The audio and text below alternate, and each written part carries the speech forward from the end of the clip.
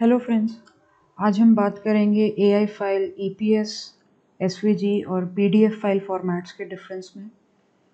तो ये सारी फाइलें हम अडोब इलस्ट्रेटर में बनाते हैं। तो यहीं पे मैंने 4 फाइलें बना रखी हैं। ऑलिव ऑयल लोगो एआई .epс .pdf सेम लोगो है, पर उनके फाइल फॉर्मेट्स का आप देख सकते हो कि एक्सटेंशंस अलग अलग हैं। .svg। तो हम एक एक करके सारी फाइलों के बारे में बात करते हैं। तो फर्स्ट है हमारा एआई फाइल, जिसमें हम सारे, जैसे हम नॉर्मल इलस्ट्रेटर में काम करते हैं, हम यहाँ पे सारे चेंजेस कर सकते हैं।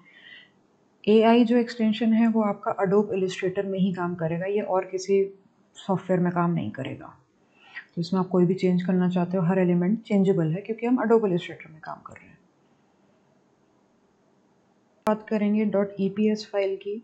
ईपीएस फाइल भी सेम हम इलस्ट्रेटर में जैसे हमने बनाई है, पर यह है एनकैप्सुलेटेड पोस्टस्क्रिप्ट। ये बहुत ज़्यादा डिटेल्ड होती है और जनरली जो हाई लेवल के प्रिंटर्स होते हैं, बड़ी फाइलें होती हैं, तो कोरल ड्रॉ, इलस्ट्रेटर जैसे सॉफ्टवेयर्स में हम इस फाइल को यूज़ करते हैं। इसमें सारी डिटेल आती हैं, तो ज़रूरी नहीं है कि हम अडोब इलस्ट्रेटर में ही ये फाइल चलेगी, ये आपके दूसरे सॉफ्टवेयर्स में भी चल सकती है। इसके बाद हम बात करेंगे .pdf फाइल एक्सटेंशन की, और ये मैंने इलस्ट्रेटर में ही बनाई है, पर इसको सेव एज करके .pdf सेव किया है मैंने। और ये फाइल फॉर्मेट बेसिकली आपके जितने भी अडोबी सॉफ्टवेयर हैं उसमें आपके चल सकती है। इसको आप इवन अपने ब्राउज़र में भी ओपन कर सकते हो। तो इसमें आपकी डिटेल्स उतनी नहीं जाती हैं, पर आपका बेसिकली जो वेक्टर का साइज़ है और जो फॉर्मेट है वो सेम रहेगा। .svg जो फाइल फॉर्मेट है, ये जनरली डिज़ाइनिंग में वैसे यूज़ नहीं होता है। ये बेसिकली हमारा वेब प्रोसेसेस के लिए यूज़ होता है। वेब में कभी भी हमें आपको कोई वेक्टर ग्राफिक दिखाना है तो उसके लिए हम .svg यूज़ करते हैं। तो ये सिर्फ ब्राउज़र्स ही हैं जो ये फाइल रीड कर सकते हैं, ये एडिटेबल नहीं होते हैं। एडिटेबल करने के लिए भी आपको अडोब इलस्ट्रेटर में ही इसको खोलना पड़ेगा। मैं आपको एक चीज़ दिखाना चाहती हूँ कि जब आप कभी फ़ोल्डर में जाएंगे तो ज़रूरी नहीं है कि आपके फ़ाइल एक्सटेंशंस आपको दिखाई दें आपकी फ़ाइल नेम के सामने। आप यहाँ पे देख सकते हो कि पता ही नहीं चल रहा, सबका नाम सेम ही है कि एक्सटेंशन क्या है।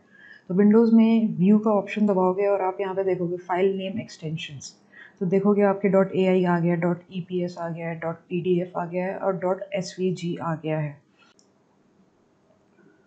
अब हम जैसे देखेंगे कि हमें एक्सटेंशन है .ai, ये तो हमारा इलस्ट्रेटर में ही खुलेगा। .eps है तो हम .pdf को खोल के देखते हैं। और ये क्योंकि हमारा pdf है तो जनरली जो एक्रोबैट हमारा सॉफ्टवेयर होता है जो अडोब की तरफ से हमें मिलता है, तो मैं उसमें एक बार आपको खोल के दिखाती हूँ कि हमने इसको इलस्ट्रेटर में नहीं खोल के, हमने इसको अगर एक्रोबैट दूसरे किसी सॉफ्टवेयर में खोला है तो यहाँ पे आप देख सकते हो कि ये जो फाइल है ये इमेज के तरीके से यूज़ हो रही है, उसको एडिटेबल बनाने की कोशिश कर रहा है।